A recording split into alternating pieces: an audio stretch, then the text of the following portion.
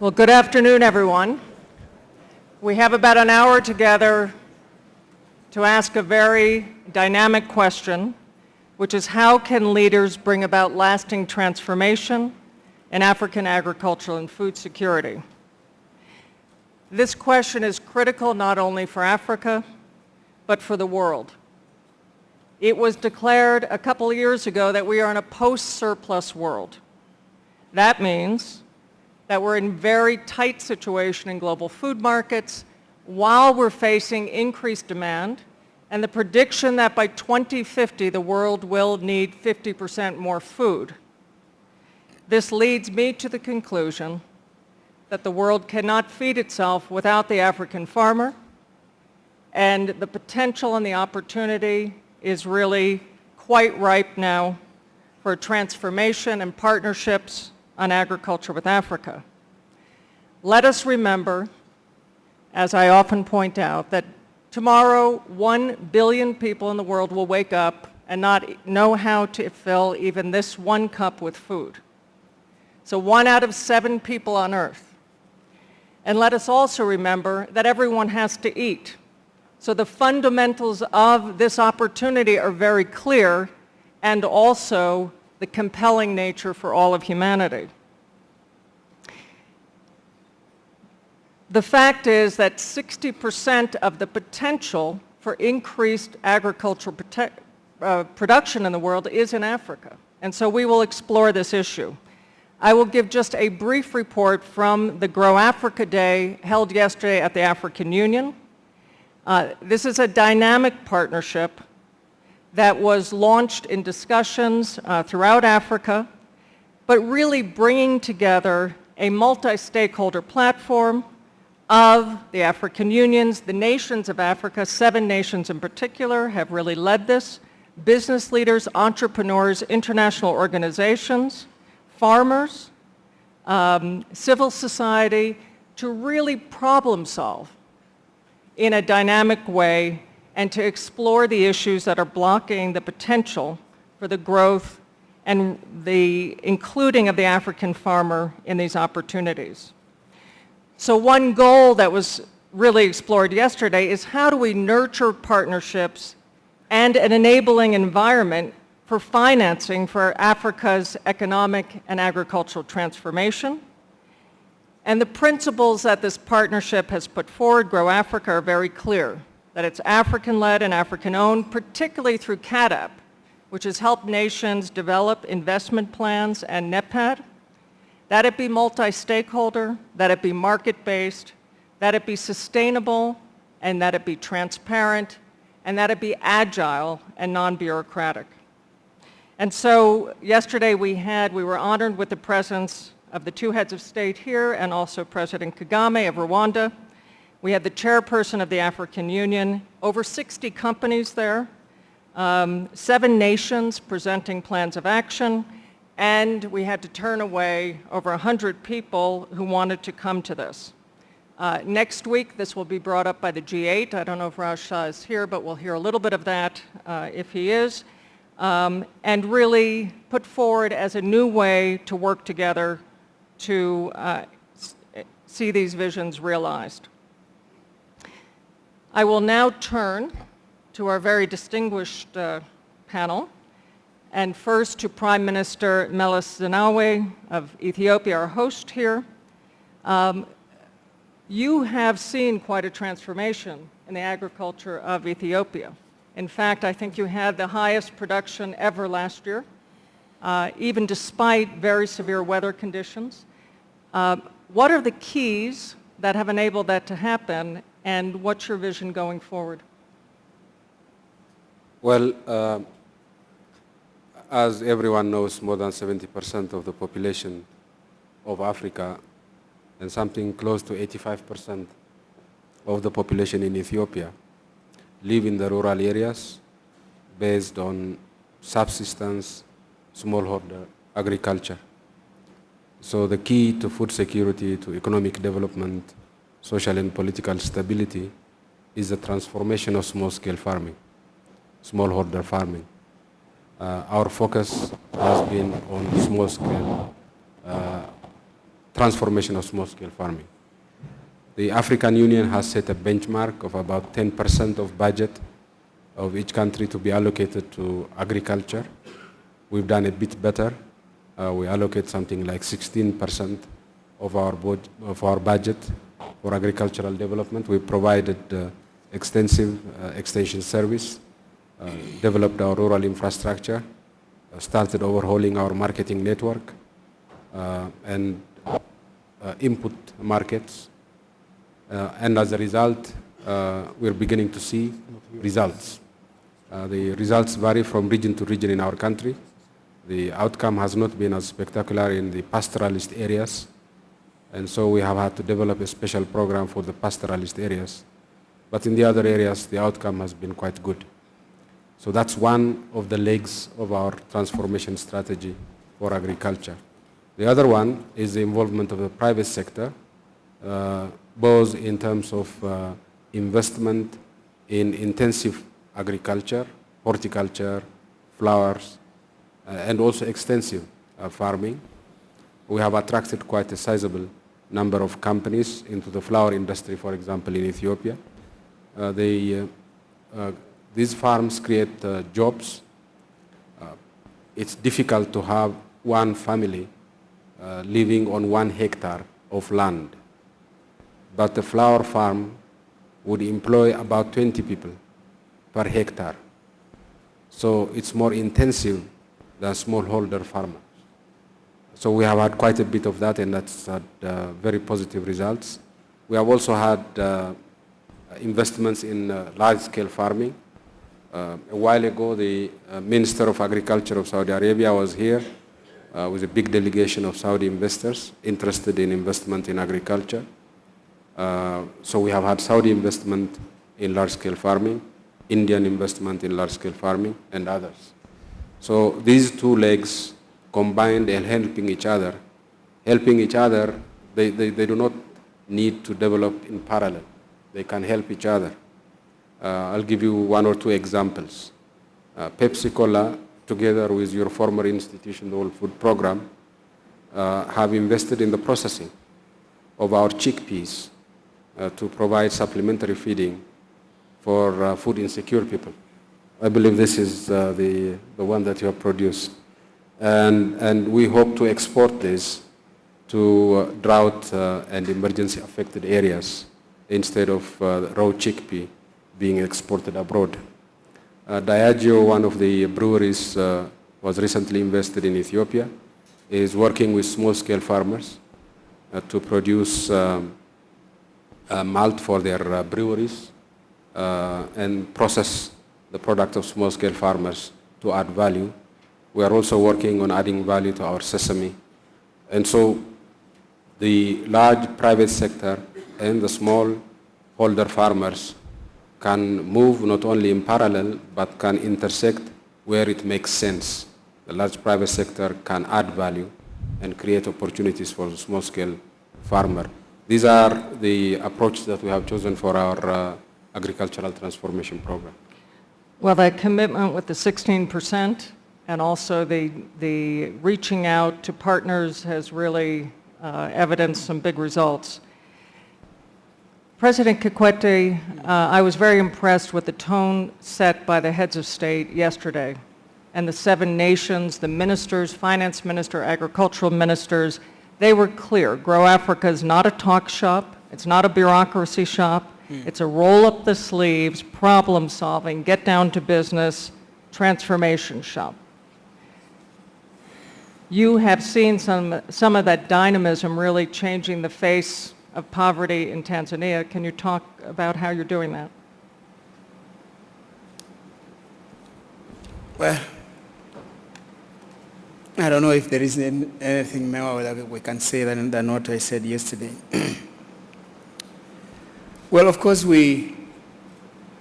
I said, we have been trying to transform this agriculture. You know, as I said, many people depend on it. Many people are poor because productivity is low. So we've been trying to see what is it that we do of course, the number one thing has been how do we transform the peasant farmer, or rather the smallholder farmer, to become a commercial farmer.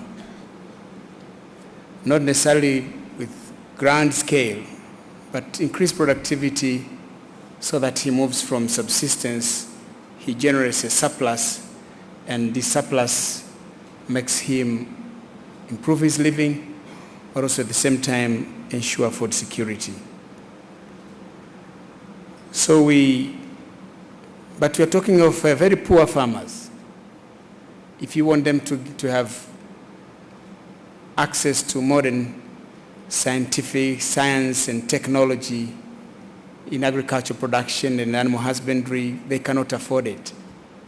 So the issue really is how do you support these farmers so that they would be able to do irrigation, to get seeds, to get fertilizers, pesticides, herbicides. And that's where we see government role as being critical. And if we've always been trying to aim at getting to the 10% budgetary allocation as specified under CADAP. But then we realized that even 10% of the budget of a poor country like Tanzania cannot do much. So that's where we also look forward to support from our development partners. And that's why what we were saying yesterday, that we need to encourage donors to come back to the levels of 20 years ago. When 20 years the support for agriculture was 18 billion, but now it's only 6 billion. So if we can encourage donors to come back. Of course, I think through the World Economic Forum and a number of initiatives that we have taken to encourage the growth of agriculture, we are seeing a lot of interest now, increased interest. But again, you need something to happen that would also touch the hearts and minds of the donor community. I think the food crisis, which affected all of us, I think was an awakening call. So now we see the World Bank coming back. I remember when we had TICAD in Tokyo, in Japan, and Bob Zorek was president of the World Bank then, coming up with initiatives and expressing readiness to assist us. And then the L'Aquila initiative, where there was serious discussion about assisting them. So I also see that governments have a role to assist farmers, but also we are seeing the donors have a role, because we are not that rich. Because when we say 10% of our budget, that's close to 2 billion Tanzanian shillings. It's about $1 billion probably. And that is not much in a country of 42 million people. So that's the first thing that we see: support to the smallholder farmer, help him transform from subsistence to commercial farmer. The second thing that we realized was important is to increase government investments or investments in agricultural research, to develop the seeds, to develop the fertilizers, the herbicides, the pesticides, but also to develop the tools that will be appropriate for the kind of soils in our country. I visited all the agricultural research institutions, and I discovered there wasn't much that has been done. So I took a deliberate action to take a decision that at least 1% of the government budget must be allocated to agricultural research. We started that 2 years ago, and it has started to help. I think already they have sent about 200 of their scientists now for master's and PhD studies, which is critical for research institutions. And then, of course, we had to to invest, of course, in rehabilitation of these research institutions. We have now allocated money. At least now every research institution will have at least 2 research projects every year supported so that they can do agricultural research. I found this to be quite critical. Then, of course, the third thing, or of course the other thing which I took a decision, there's some human rights activists may accuse me, because I found that most of the scientists have reached retirement age. I just gave an order that they will not retire.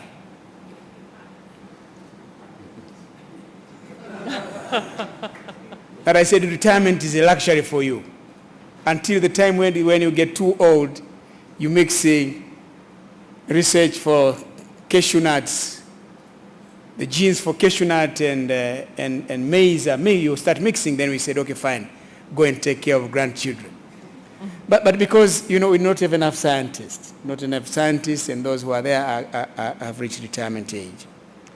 The third thing that we looked at was the whole aspect of markets for farmers. You may invest in inputs, productivity may increase, but the buyers are not very kind to farmers. They just undercut prices to the extent that these poor farmers will remain poor if we did not take measures to protect them, to help them. So we've been grappling with what is it that we can do. We looked at warehouse receipt systems, and this morning I visited the Ethiopia commodity market. You have done a tremendous job, my brother. Yeah. A tremendous job, and there is a wonderful lady there. They are great people. Big brains are there. So we want to emulate that, because we've been working on developing a commodity exchange so that we can protect farmers, because they are undercutted by the reckless and cruel buyers who don't care about the lives of farmers. So this is also important, because if farmers get an assured market and they get good prices, you encourage them to do more, but at the same time they earn more. They'll definitely make a good living out of it, and the rest of us will be assured of food security. Of course, the other thing is to encourage the private sector to also work with the government, work with the smallholder farmer. First, we want the private sector to help produce or make sure that the inputs that farmers require are available in the country. If they can produce them there locally, fine. If they can't produce them there locally, but at least import them into the country so that they can be. So the measures that we take to support farmers, subsidize farmers, or ensure that there are financial mechanisms, then the inputs will be readily available there. So this is something that we've been trying to do, and of course through that we came up with programs locally. With the I chair the Tanzania National Business Council, which brings together the government and the private sector. And in one of our meetings, we devoted discussion to agriculture growth. And that's where we formed a joint team between the government and the private sector to look into what needs to be done to ensure that we accelerate the pace of transformation of our agriculture. Out of this, we came up with the famous phrase, Kilimo Kwanza, that is agriculture first. And we looked at ways of involving the private sector in agriculture. So one of the things is that let them provide the inputs, produce them or bring them so that the farmers can easily access them. But also look at creating financial mechanisms so that farmers can access loans and use these loans to buy fertilizers, seeds, because instead of being overly dependent on government subsidies, which at some point we may not be able to do. Of course, I also encourage the private sector also to engage in agricultural production. let them become the large-scale producers. Because we have land that we have set aside for large-scale production. Let them take up that land, they grow crops, keep livestock, so that at the end of the day, so we are seeing that involvement. But later we came with, after at the WEF in Dar es Salaam, where we extended this participation from local also to involve the international private sector. And through this involvement of the international private sector, then it evolved until we came to the Grow Africa initiative, where now we are looking at broadly how we involve the private sector to help in transforming Africa's agriculture. Of course, the last thing that I would like to mention is we also encourage agro-processing, because we cannot continue to be primary producers.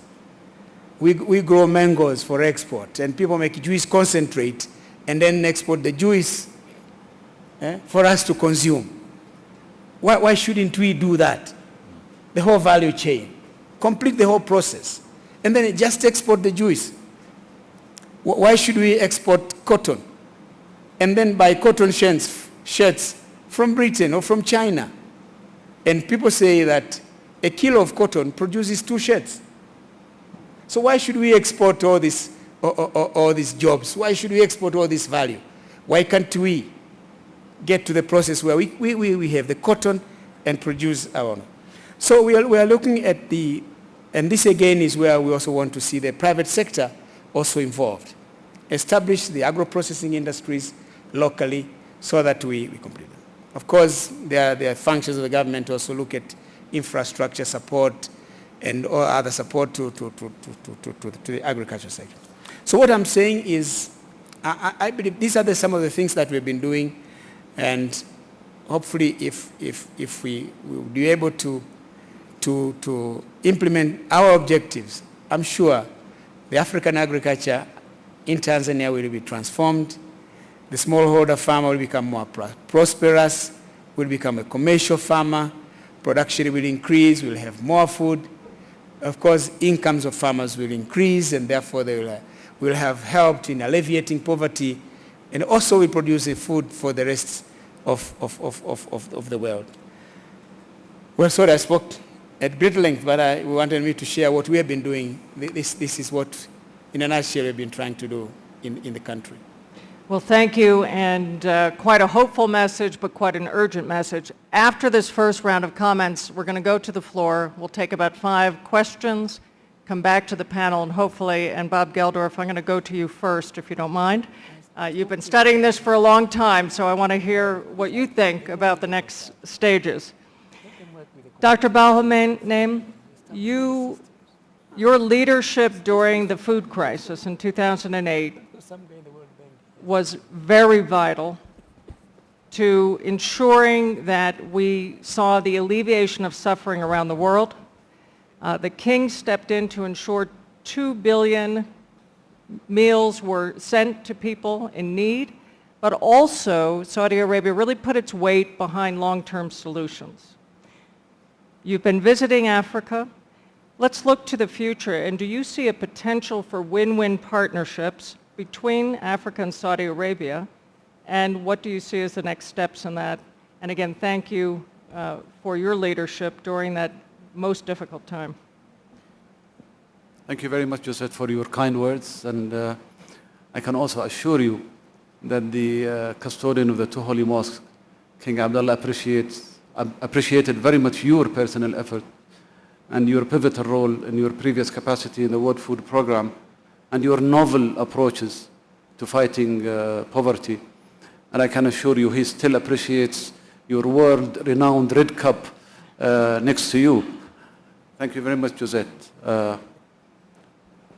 If you allow me, I would say that the relationship between Arabia generally and Saudi Arabia specifically and Africa is deeply rooted. It's not a recent relationship. It's a relationship we in Saudi Arabia cherish very much.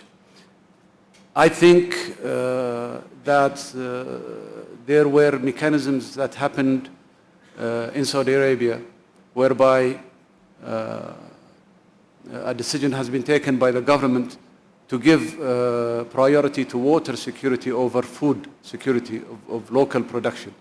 And that is why we decided in Saudi Arabia to phase out our growing of wheat, of locally produced wheat.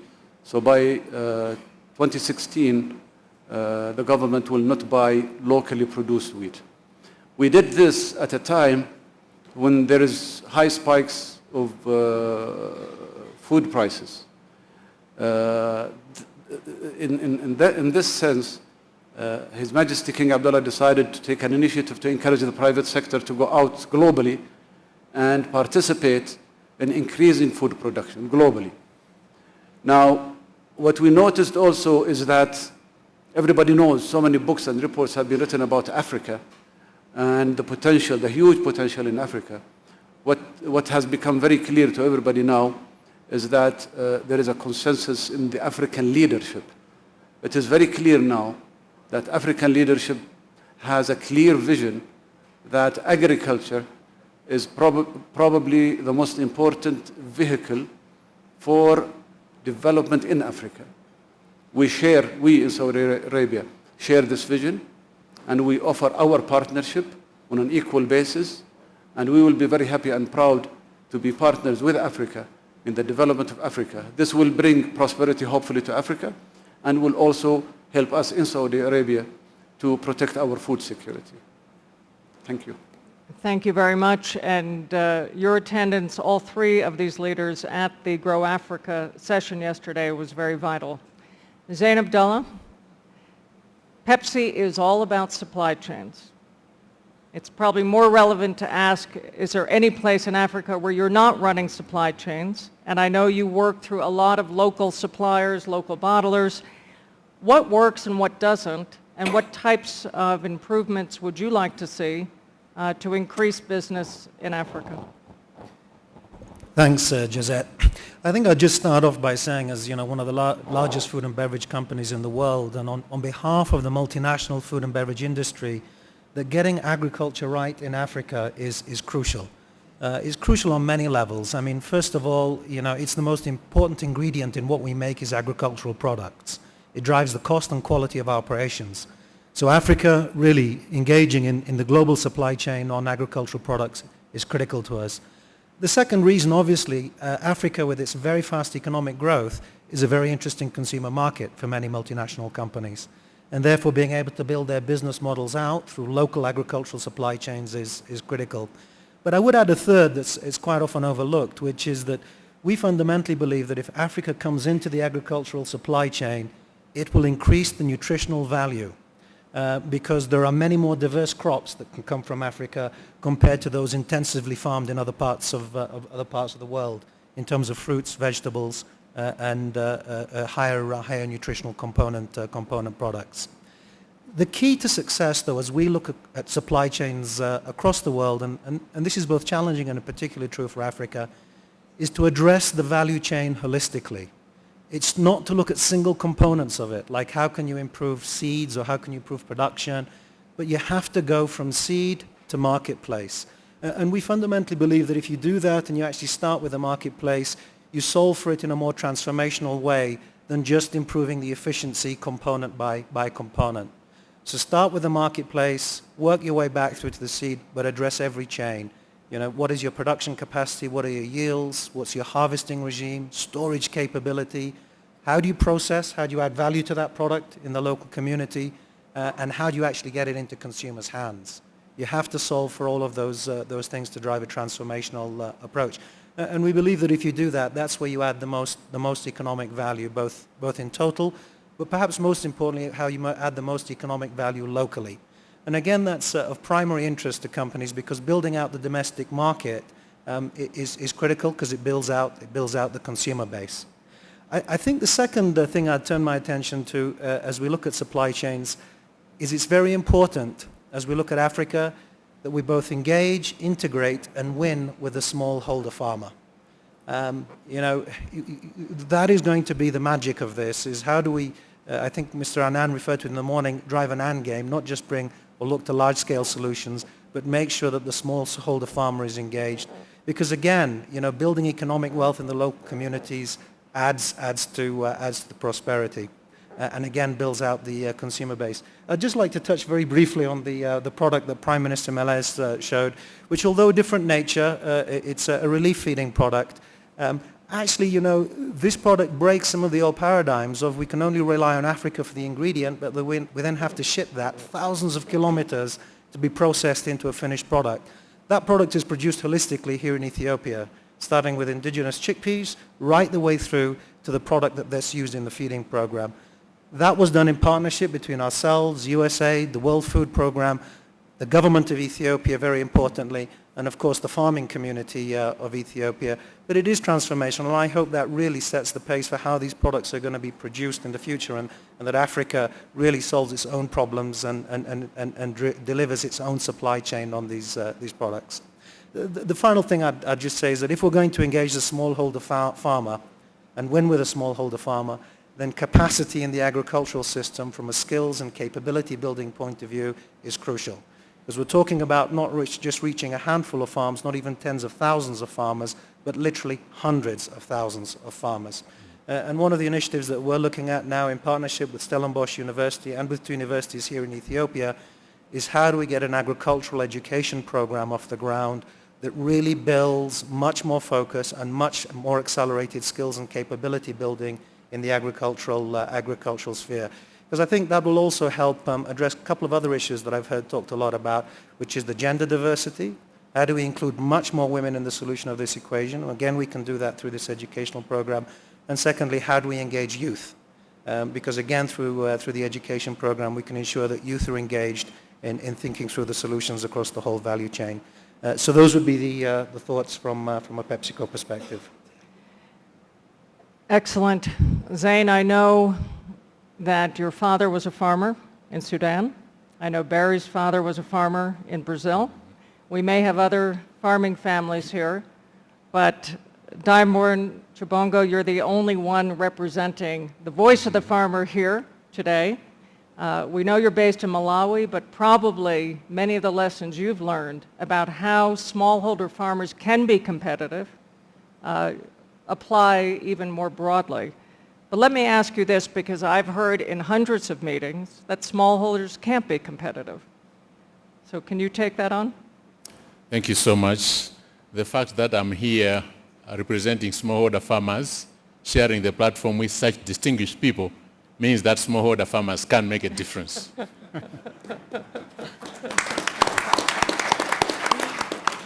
And the majority of the producers in Africa are smallholder farmers. In the case of Malawi, most of them are working on less than 2 hectares of land.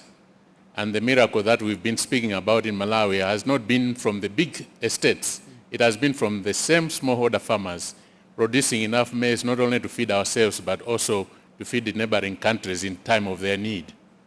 But what is crucial is that smallholder farmers need to be mobilized, need to be organized. My own association, the National Smallholder Farmers Association of Malawi, has the motto that says the future belongs to the organized. And we believe that because smallholder farmers are fragmented, they are spread out in the most remote parts, if they are not collectively organized and helped to build their capacity to govern themselves, to produce and to market, then nothing can be achieved. For that to work, it needs good leadership in terms of our political leaders. I believe it is Hillary Clinton who said that politicians think about the next election and statesmen think about the next generation. So what I would appeal to our political leaders is that after the campaign is over and you're in government, stop being politicians and be statesmen. In case of Africa, the CADIP is a landmark document, policy, that should be domesticated by each African country to make sure that what is in there is being applied, because it's not one size that fits all. The Malawi subsidy program, for example, or support program, as we heard from President Obasanjo yesterday, cannot be duplicated across Africa en masse. It has to be domesticated country by country.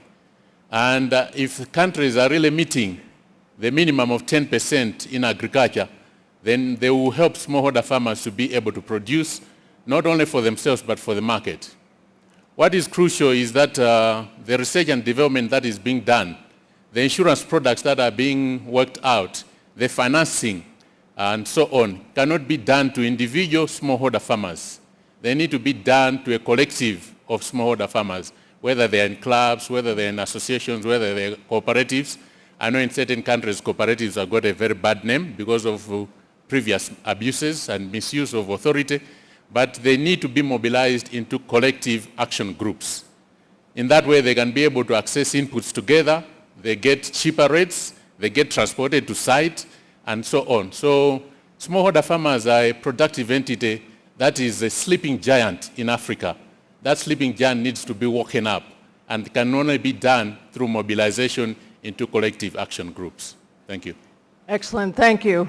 I'm going to do a quick poll of the audience here. You can go back 2 generations, your parents and your grandparents. How many of you come from farming families? Raise your hands.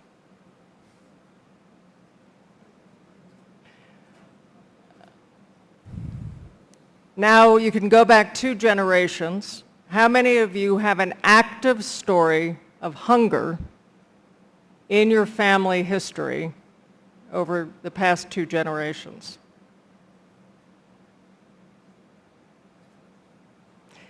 Agriculture touches us all.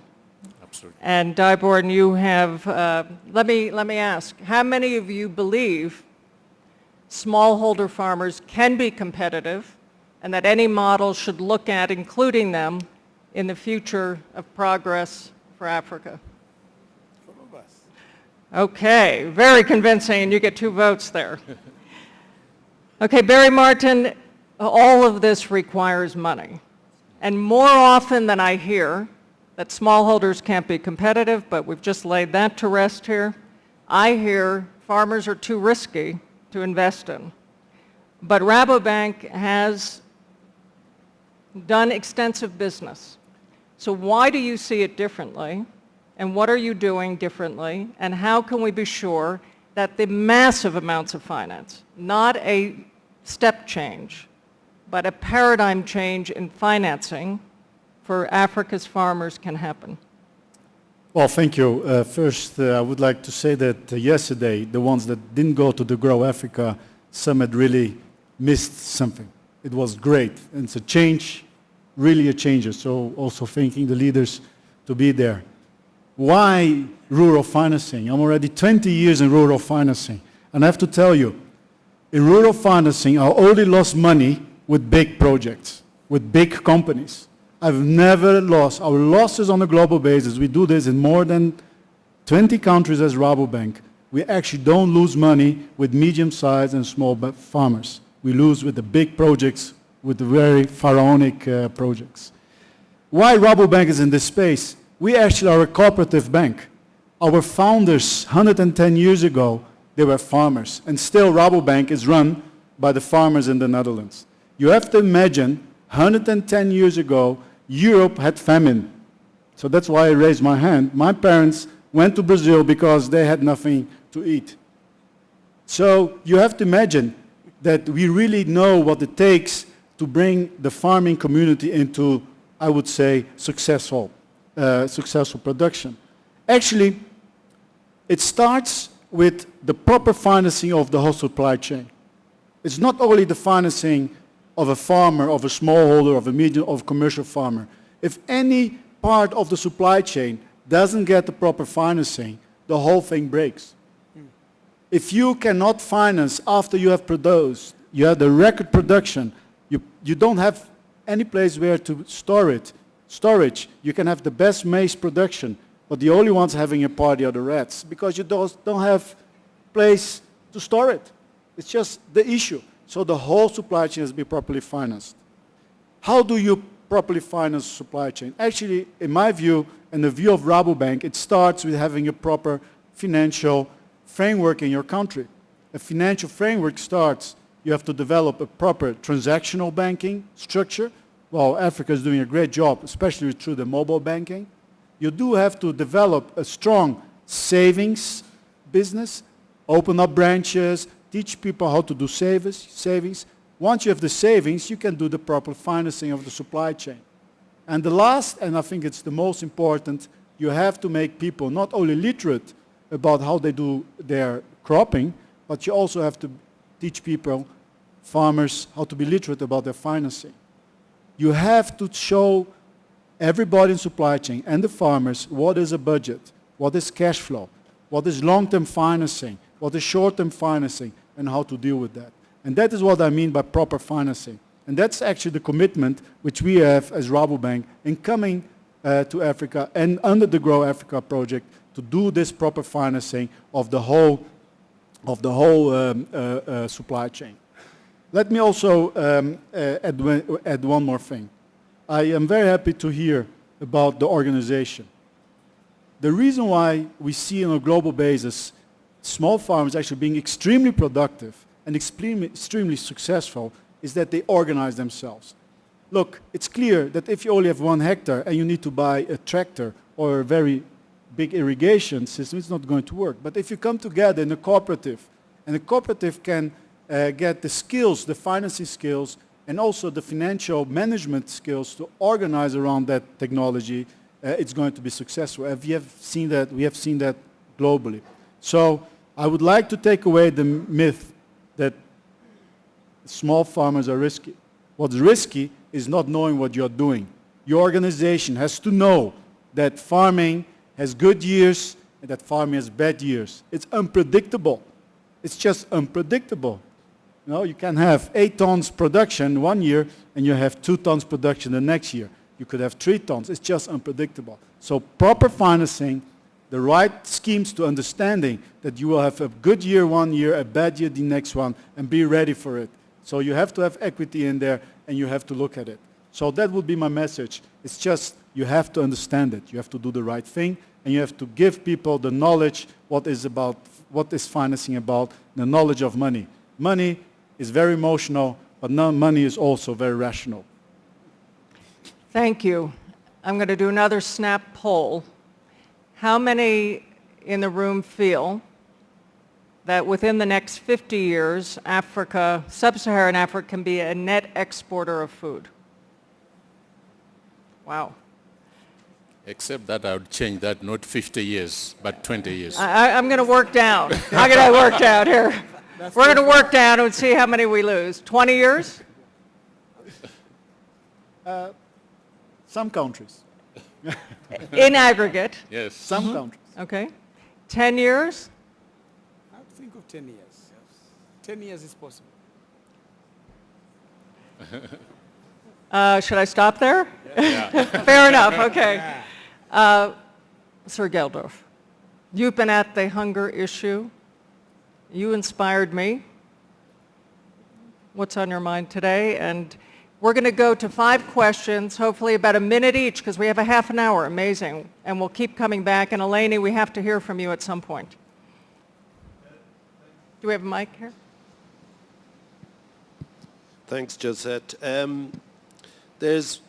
We should be aware perhaps of an element of complacency entering the argument. I mean, it is fundamental that this forum focuses on agriculture. It is the basis for all the rest of the success story that's happened and will continue to happen. But the reality is that between 1750 and 1960, world population increased 8 times and arable land increased 8 times to meet that need. Between 1960 and today, world population increased 80%, but arable land increased 5 times. At the 2050 point, we need 70% more arable land than we have today. It doesn't look doable, save cutting down rainforests, and that implies all sorts of other stuff. 70% of all water usage is used for agriculture. So how do we make these elements combine to a happy ending? Right at the moment, I think it's not so sure. 200 million people in Africa today are food insecure. A third of the children in West Africa, I can't remember the figures for East Africa, but what we do know is that it impairs growth and it impairs cognition. And if you are malnourished up to the age of 2, you will be 1/3 cognitively impaired for the rest of your life. This is a fundamental problem for the growth of this region. So, Prime Minister Meles and President Kikwete, you'll be in Camp David next week for the G8. I'd like to know, what will you say to President Obama at the G8? What do you think will happen there? What will you bring to the summit in Malawi?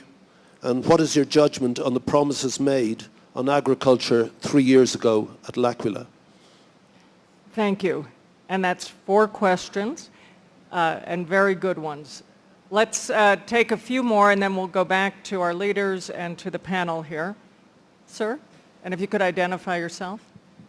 Hi, my name is Edwin Machari. I'm a partner at Dalba Global Development Advisors.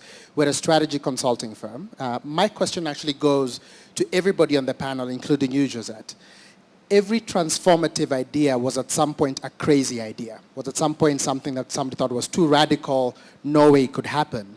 Would be great to hear from the panelists as well, yourself, and Bob, please chime in. What's your crazy idea now that you mutter to yourself in the middle of the night and say, I wish somebody could do that? Fully taking advantage of the different people we have in the room, innovators, entrepreneurs, financiers, governments, and so on and so forth, and see if we can get an energy behind a crazy idea that actually has a chance of transforming agriculture over the next 10 years to reach the goals that we said we would. Great challenge for the panel. The woman here, and then you, and then we'll come back, and then we'll go back to you. Good afternoon. My name is Ndidi Wuneli. I'm the co-founder of Ace Foods. It's an agro-processing company in Nigeria. And my question follows up from what Mr. Abdalla said, and I resonate with a lot of what you've said about the value chains. But from my own personal experience in agro-processing, I see that there are 2 problems that still need to be addressed. The first one is a policy problem. What we see is that a lot of the large food companies, food processing companies in West Africa, import almost all the food that they use for their processing. And we've challenged them to start sourcing locally, like you said. There's a mindset issue, which they say, well, it's too difficult. Why should I bother going all the way to the farmer? The second is that there's no policy incentive to do it. And so I'm advocating something called a National Food Contents Bill, which says if you cannot find a local alternative that is high quality and affordable, then source abroad. But if you can, source locally. And I think the challenge for the presidents in the room and the people on the stage is what can we do to encourage people? Because we process, but people prefer to import. They say, why should I buy yours? It's better, it's cheaper from Indonesia, or it's better, but it's a mindset issue. So I think the policy issue and the mindset issue needs to go together. And I'm challenging you to do more. It's not enough to just talk about it. We actually need to create incentives, tax incentives, or other incentives for companies to actually source locally where they can find good quality alternatives. Thank you. Go ahead. Sir? Hi, Adam Green. I'm a reporter for This Is Africa magazine. I have a question for Prime Minister Meles. To what extent is the agricultural transformation strategy geared to stemming high rates of rural to urban migration in Ethiopia? Okay. We're going to go back to the panel, and Elena, I'm going to have you kick off the next round here. Mr. Prime Minister, G8 agenda, crazy idea, tax incentives, migration. You have a few to pick from there. Let me start with Bob's questions. And if anybody needs proof that as people grow old, they mellow, then this crazy Irish is a living one. This is the first time I heard him where he has been politically correct from beginning to end. So, welcome at last.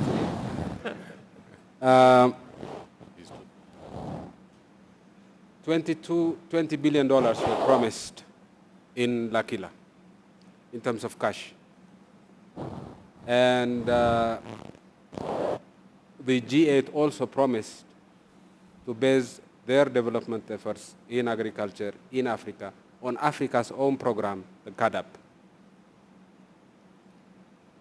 These were the two main achievements of Lakila. And I'm sure you know the Lakila initiative was initiated by by Barack Obama, who was then, this was his first meeting as a president of the United States.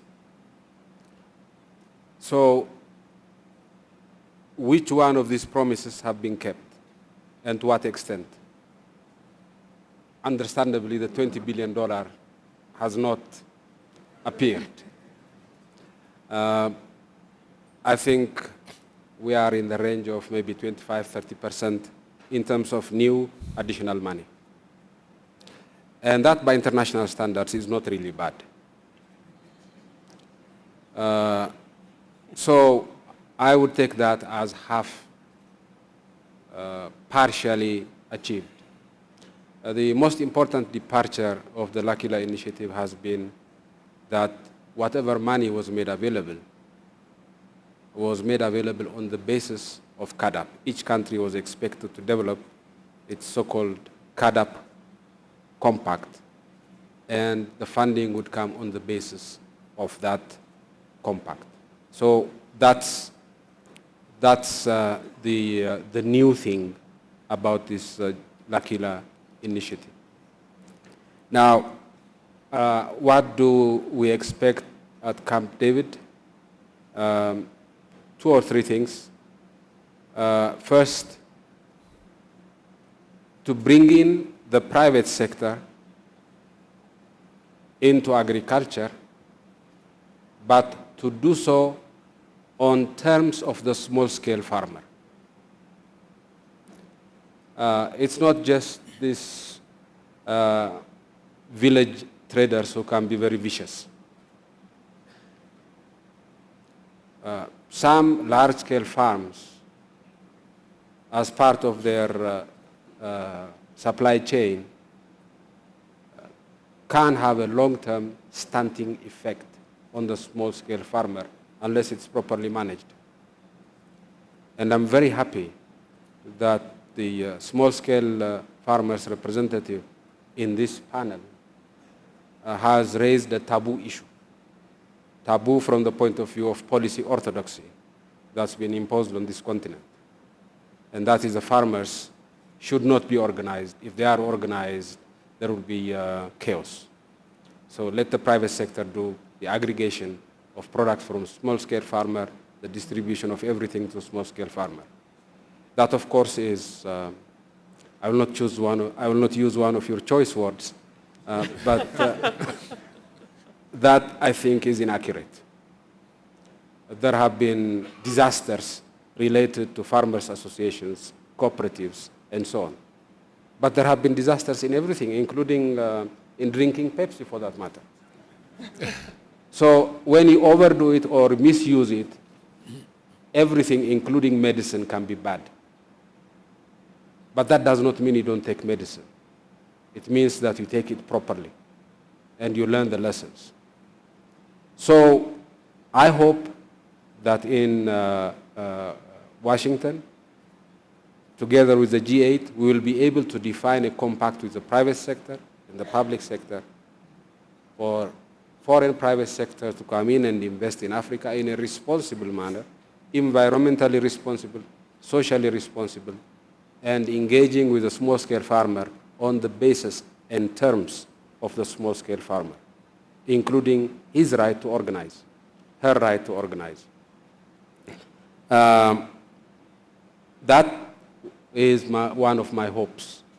The second thing is, and President Kikwete was right, if you're really going to transform agriculture quickly, you need to invest. And the resources at our disposal are not really adequate. 16%, 10%. We're talking about percentages of peanuts. So we need additional resources. That doesn't mean that we have exhausted our own resources, because our biggest resource is not public budget. Our biggest resource is voluntary labor contribution of the small-scale farmer to change his livelihood. That's billions of dollars. If we can organize and engage the small-scale farmer to do the rural roads, to do some of the environmental protection work, to do some of the irrigation work, we can do a lot with the limited resources outside of the public budget. And we can do things cheaply. We don't need, every time we want to build a rural school, we hire a consultant. That increases the cost of the school by 100%. And there's an international competitive bidding and all the rest of it. If we could organize small-scale farmers and young people in the rural areas to do the infrastructure, including the building of the schools, we can do more with less. But it can only go so far. So there is always a need for additional input. And we hope in Camp David, the G8 will come up with money and will be more honest than usual in the promises they make. We usually have a very steep discount rate when we are told that this amount of money is coming your way. We have a very high discount rate. I hope they will help us to reduce the discount rate. In Lilongwe, in Malawi, when we meet for the AU summit, we will be reporting to the summit on the G8 meeting, of course, and the implementation of CADAP, this agricultural development program, and also Grow Africa, with which President Kikwete is very intimately associated, and see if we can scale up what is being done in some countries, scale up within countries and among African countries. That will be the main issue for me as far as agriculture in Lilongwe is concerned. Do you want us to come back on the crazy idea? You can, or you already have it? The crazy idea, in my view, is that the biggest source of poverty in Africa, in the rural areas, is not money, is not technology, it's organization and ideas. It's organization and strategy. If you have the right organization and the right strategy with less money and technology that's already available to the small-scale farmer, I think miracles can be done. But that obviously is a crazy idea. Thank you. Thank you. Excellent. The organization and strategy deficit, very important. President Kikwete, G8, and your crazy idea or any of the other questions you want to take on? Well, I think my brother here has said it all. Well, we've been invited. The first thing we want to listen is to those who have invited us. But of course, what is encouraging is that the G8 wants to discuss Africa's food security and nutrition as a major theme for discussion. And then, of course, we hear they're going to make commitments on how to support our initiatives. That's a welcome thing. Because as Prime Minister Meles has said, in L'Aquila there was commitment. Not much money has been delivered. Hopefully this time around, we're going to get the reassurance that what will be committed this time will be delivered.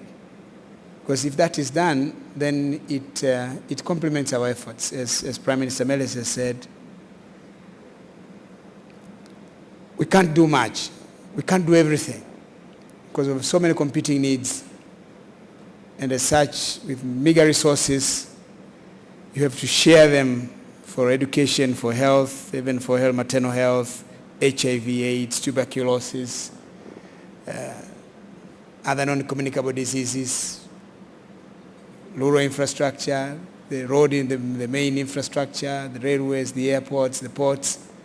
There is so much that we need to do, and we don't have all the resources that we need. So certainly when we get support, it's something that we always welcome. But of course, it should be support to support our policies, to support our programs. So if we get there, then I think we'll have met our expectations. Again, we're going to discuss the participation of the private sector. As I said, we welcome the participation of the private sector. We've been trying, all countries in Africa have been trying. We have investment centers, we are doing a lot of road shows to promote investment, but we're not getting much. We're not getting much because we need the leaders, that be, in the developed countries, to also encourage their private sector to come and invest in Africa.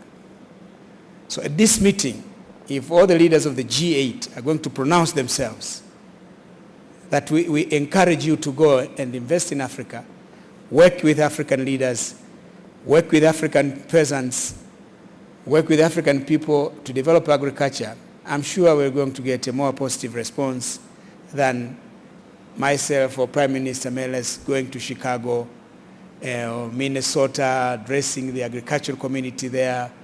Come and invest, it's good, there is a lot of land, the climate is good. Now that at least the leaders themselves have taken upon themselves to encourage their private sector to come and invest in Africa in agriculture or in agricultural support services, I'm sure this time around we may be able to be successful. So this is our expectation. Well, to the crazy idea, well, as Prime Minister Meles has said, well, he made reference to a lot of brain, a lot of expertise gathered here. If all that expertise gathered here is really committed to transforming agriculture in Africa, it can happen tomorrow. So let's, all of us, crazy as we are now, use all the expertise we have, all the experience we have, support the smallholder farmer, increase productivity, modernize his agriculture, his or her agriculture. Tomorrow, it's not only going to be a crazy idea, but very crazy things will happen because overnight, Africa will become not only food self-sufficient, but Africa will be the exporter of food to the rest of the world. And the majority of the people whom we are grappling with to help rescue them from poverty, lift them from abject poverty, that objective will have been achieved. So let's work on the crazy ideas, but all the crazy guys are gathered here. Let's work together. For the African peasant farmer, we'll get the results. Excellent. Mr. Minister, if I could ask you, we had a question about the types of incentives governments can put in place to encourage things to happen. We know Saudi Arabia has had to tackle challenges like fresh water, access to food. Any thoughts you have on that, and any crazy ideas you have, we welcome. Well, I must say I'm extremely fortunate to be in the company of some heads of states, of governments here, and I know I'm not, so I have to be very careful and watch what I say. But I think it is extremely difficult to expect private sector to be pushed into an investment. We really have to work very hard to lure the private sector. And the best way to lure the private sector is to really have a transparent environment for investment. Clear judiciary system. And once you have that, believe me, business communities will fight to come into Africa. And I have no doubt about this. I know that I'm here representing an investing country. And I am proud to be in that capacity. And I can clearly convey the feeling of our private community. They clearly state that they are very much interested in investment, because these are people, like all business people in the world, these are people who have money, and usually money is made to make more money. And you cannot make more money by sitting in your country or in your home or whatever. You really have to venture out. And we have capital which is ready to venture out. So this is why in my first intervention I stated very clearly that we feel very optimistic about the clarity that African leadership is putting very, very clear vision now. And I salute what the African leadership is doing. And as I said before, we are very much willing to be part of the effort of Africa. I don't know whether I answer your question or not. No, yes. Thank you. Now, we only have 6 minutes. And what I'm going to do is, Eleni, if you have a 1-minute question, we'll take one more. We're going to come back and we'll start with all of you, and then we'll finish with, so you'll have to take all the previous questions in addition to 2 more. So the mother of the commodity exchange of Ethiopia, Eleni, do we have a mic? And on this side of the room, okay. Thank you, Josette. You have put me on the spot. I want to reflect and ask a question about what essentially we should start thinking of as the new agriculture for a new Africa. So very quickly, what is that new Africa? The new Africa is largely young people. It's a mobile, connected, tech-savvy Africa that we see emerging, and it's largely an entrepreneurial Africa emerging. Our young people don't think of becoming civil servants. They want to start businesses. They want to be individuals. They're atomistic. They're a bit chaotic compared to our previous decades. So a new agriculture for this new Africa is going to have to be oriented to a much more market-oriented, private sector-driven, young, tech-savvy agricultural transformation. So my question to the august panel is, are we ready? Are we organizing our development paradigm in agriculture to be not so much program or project oriented, but deal brokering and idea incubating minded? Because I think that increasingly the Ministry of Agriculture is not the interlocutor for agricultural dialogue or agricultural development. It is a broader consortium that includes industry, telecommunications, energy, and foreign direct investment. So we need to be organized as development practitioners, as governments, to really create a much more ideas-oriented, in line with the comments made a minute ago, to foster that kind of innovation. It's much more chaotic than simply taking on one program or one project. It's really fostering an environment which breeds innovation, which encourages creativity and individual entrepreneurship. So my question, or rather challenge, is that there are many, many crazy ideas. A few years ago, one such crazy idea was that a country like Ethiopia could set up a world-class commodity exchange.